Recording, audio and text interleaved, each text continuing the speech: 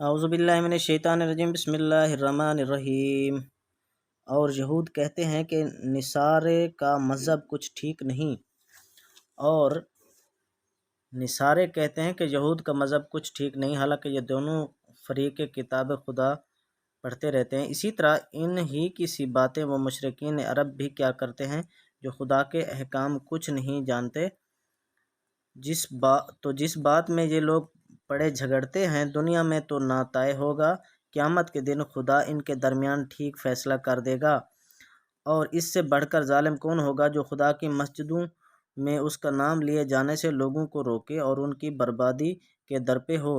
ایسوں ہی کو اس میں جانا مناسب نہیں ہے، مگر سہمے ہوئے ایسے ہی لوگوں کے لیے دنیا میں رسوائی ہے اور آخرت میں بڑا بھاری عذاب ہے۔ تمہارے مسجدوں میں روکنے سے کیا ہوتا ہے، کیونکہ ساری زمین خدا ہی کی ہے، کیا پورب کیا پچھم، پس جہاں کہیں قبلہ کی طرف رخ کر لو وہی خدا کا سامنا ہے، بے شک خدا بڑی گنجائش والا اور خوب واقف ہے۔ اور یہود کہنے لگے کہ خدا اولاد رکھتا ہے، حالانکہ وہ اس بکیرے سے پاک ہے، بلکہ جو کچھ زمین و آسمان میں ہے سب اسی کا ہے اور سب اسی کے فرما بردار ہیں۔ وہی آسمان و زمین کا موجد ہے، اور جب کسی کام کا کرنا ٹھان لیتا ہے تو اس کی نسبت صرف کہہ دیتا ہے کہ ہو جا، پس وہ خود بخود ہو جاتا ہے۔ اور جو مشرکین کچھ نہیں جانتے کہتے ہیں کہ خدا ہم سے خود کلام کیوں نہیں کرتا، یا ہمارے پاس خود کوئی نشانی کیوں نہیں آتی۔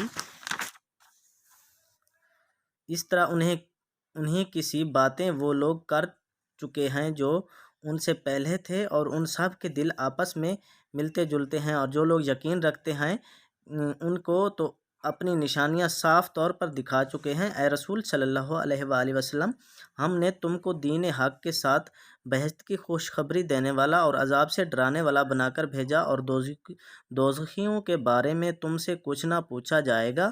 اور اے رسول صلی اللہ علیہ وآلہ وسلم، نہ تو یہودی کبھی تم سے رضامند ہوں گے، نہ نصارے، یہاں تک کہ تم ان کے مذہب کی پیروی کرو۔ اے رسول صلی اللہ علیہ وسلم، ان سے کہہ دو کہ بس خدا ہی کی ہدایت تو ہدایت ہے، باقی سب ڈھکوسلا ہے۔ اور اگر تم اس کے بعد بھی کہ تمہارے پاس علم قرآن آ چکا ہے ان کی خواہشوں پر چلے، تو یاد رہے کہ پھر تم کو خدا کے غضب سے بچانے والا نہ کوئی سرپرست ہوگا نہ مددگار۔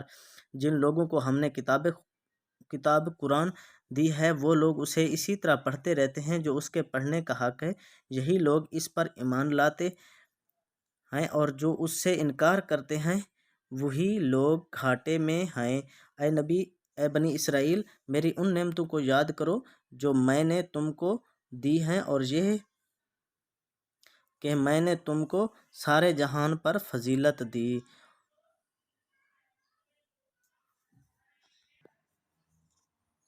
اور اس دن سے ڈرو جس دن کوئی شخص کسی کی طرف سے نہ فدیہ ہو سکے گا، لہٰذا نہ اس کی طرف سے کوئی معاوضہ قبول کیا جائے گا، اور نہ کوئی سفارشی فائدہ پہنچائے گی، اور نہ لوگ مدد دیے جائیں گے۔